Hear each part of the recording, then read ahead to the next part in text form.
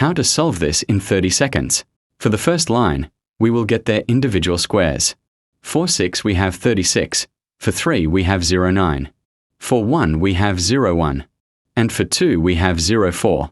Take note that we must put 0 for a single-digit number.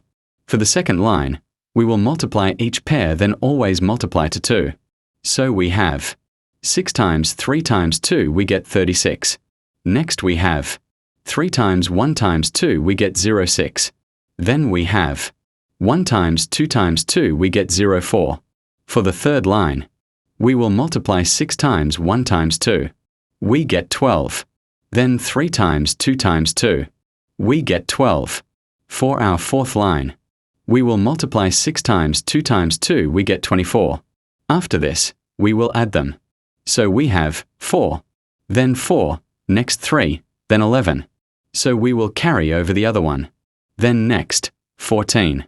So we will carry over the other one. Then we have 8. Next we have 9, then last 3.